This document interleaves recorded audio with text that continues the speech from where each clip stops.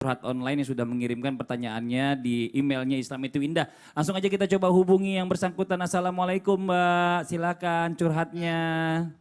Waalaikumsalam. Assalamualaikum Ustadz. Waalaikumsalam warahmatullahi Waalaikumsalam warahmatullahi wabarakatuh. wabarakatuh. Iya, saya ini curhatnya jauh dari tema sih tentang pernikahan. Ya, Ustadz, jadi gini, saya dulu nikah siri dan bisa dibilang juga tuh kawin lari lah ya. Saya ini udah yatim piatu, tapi masih punya keluarga yang jelas tidak menyetujui kalau saya tuh nikah dengan lelaki yang sudah punya istri. Di awal hubungan, suami bilang kalau udah cerai sama istrinya, tapi akhirnya beliau masih serumah sama istrinya. Terus? Karena beliau tidak bisa memilih, jadi ya saya tetap bulatkan tekad untuk meminta dinikahi, dan beliau setuju tanpa persetujuan keluarga dan tanpa sepengetahuan istri beliau. Waktu saya menikah itu ada saksi yang juga teman beliau, dan saya juga berikrar meminta tolong ke penghulu untuk menjadi wali saya. Oke. Yang jadi pertanyaan saya, Ustadz, kira-kira bagaimana pernikahan siri saya ini, apakah sah secara agama atau tidak? Karena keluarga benar-benar tidak tahu kalau saya sudah menikah. Maaf, yang jadi walinya Mbak tadi siapa? Penghulunya. Penghulunya? Ya, udah nggak punya saudara ya tadi ya? Kalau saudara masih ada. Tapi nggak ngasih penyerahan, maksudnya kepada penghulunya itu menjadi wali hakimnya. Nggak ada penyerahan dari saudaranya, nggak ada? Nggak ada. Oh, langsung aja main tembak aja penghulu langsung jadi penikahnya gitu ya? Sebagai walinya gitu ya? Nah, kita coba tanya dari guru kita Ustadz Maulana dulu deh. Nih silakan Ustadz Maulana dijawab nih Ustadz. Baik, bismillahirrahmanirrahim. Yang namanya pernikahan itu untuk membina rumah tangga demi kebaikan. Nah, kalau berbicara tentang ini, mohon izin, kalau dari awalnya buruk menghasilkan keburukan. Kalau begini bagusnya, mohon maaf Pak, minta nikah ulang kepada suami, lalu yang jadi walinya adalah saudara Mbak. Karena kenapa? Di sini diminta untuk apa? Satu, pertanggungjawaban. Lalu di hadapan wali bertanggung jawab. Kemudian yang kedua, berlaku adil karena ada istrinya sebelumnya. Dan bisa jadi dia tidak bisa lepaskan istri yang pertamanya. Jadi Mbak harus minta supaya dia bisa berlaku adil.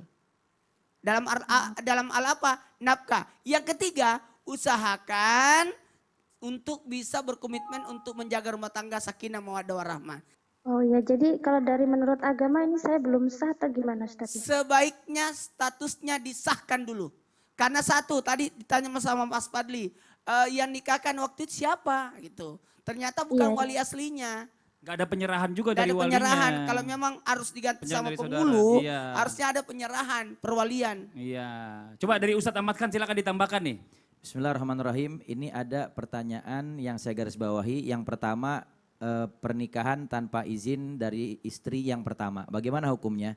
Perlu kita ketahui bahwasanya di dalam fikih dijelaskan di dalam kitab Mausu'atul Fiqh ya, bahwasanya ada dua hal yang menjadi syarat seseorang itu ta'addud zaujat untuk poligami.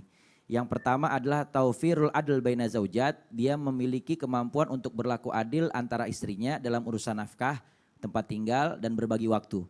Kalau itu ada maka dia boleh untuk poligami. Lalu kemudian yang kedua adalah al-qudratu ala nafaqah, mampu untuk memberikan nafkah lahir dan batin. Kalau dua hal itu ada maka diperbolehkan untuk menikah lagi. Tetapi ingat, al-aqil man gaddaral amr qabla wuku'iha. Orang yang berakal itu orang yang selalu memikirkan sesuatu sebelum terjerumus kepada hal tersebut. Jadi kalau nggak mampu lebih baik jangan. Tapi kalau masalah izin kepada istri ini tidak diwajibkan. Tidak izin pun tidak jadi masalah selama dua syarat ini ada. Lalu pertanyaan kedua, Rasulullah SAW menjelaskan di dalam hadisnya, la nikaha illa biwaliyin wa syahidai adlin. Tidak sah pernikahan tanpa adanya wali dari si perempuan yang menikahkan dan dua orang saksi yang adil. Nah, pada saat menikah Mbak kan dinikahkan oleh wali yang mana walinya itu tidak ada. Tapi langsung gak ada hubungan dan tidak ada kalimat taukil menyerahkan wakil dari keluarga yang harus menjadi wali kepada penghulu. Maka ini pernikahannya secara fikih tidak sah. Sah. Di dalam kitab Matan Ghoyat wa Takrib dijelaskan bahwasanya wa aula bil wilayah al ab summal jad summal akh lil ab wal Adapun dan seterusnya. Urutan dari wali itu panjang. Di antaranya yang pertama adalah ayah, lalu kemudian kakek, saudara, seayah, seibu, kandung, dan seterusnya. Jadi kalau seandainya ayah nggak ada, kakek. Kalau kakek nggak ada, baru paman. Kalau paman nggak ada, paman dari ibu. Kalau nggak ada, kakaknya laki-laki, dan seterusnya. Ada 8 urutan, baru boleh pindah ke wali hakim. Jadi nggak bisa sembarangan main tiba-tiba wali hakim aja gitu ya Mbak ya. Gimana Mbak, sudah puas jawabannya Mbak dari guru-guru kita? Ya baik Ustadz, terima kasih atas jawabannya. Iya, makasih ya Mbak. Iya, ya Allah, nikah ulang ya Mbak. Mungkin lebih sedap nanti insya Allah. Amin, amin keluarganya. Makasih banyak Mbak. Ya Allah, mudah-mudahan jadi pelajaran yang lain nih. Nah sekarang saya mau tanya lagi nih, lanjut lagi sama guru kita Ustadz Syam. Ustadz Syam. Siap. Izin nih Ustadz Syam nih, zaman dulu nih. Zaman dulu ya. Waktu kita masih kecil-kecil. Yes. Ini kalau giliran maghrib nih disuruh masuk sama orang tua kita. Pulang, masuk. Ntar diculik sama jin kalau nggak pulang katanya gitu. Nah ini bener apa salah nih? Jangankan begitu, ada teman saya nggak muncul sehari 2 hari dari mana habis diculik sama jin ya. Gitu. Kok Jadi bisa jadi memang manusia diculik sama jin. Bisa? Bisa jadi. Nah, terus gimana penjelasannya? Dan itu pernah terjadi juga di zaman kekhalifahan Umar bin Khattab radhiyallahu an. Ya terus gimana ceritanya? Nanti. Oh ya Allah, Panjang ini. orang udah nungguin nanti juga. Sama aja jawabannya, udah yang di rumah jangan kemana-mana, kita akan segera kembali lagi tetap di Islam Itu Indah. Jamaah, oh jamaah, alhamdulillah.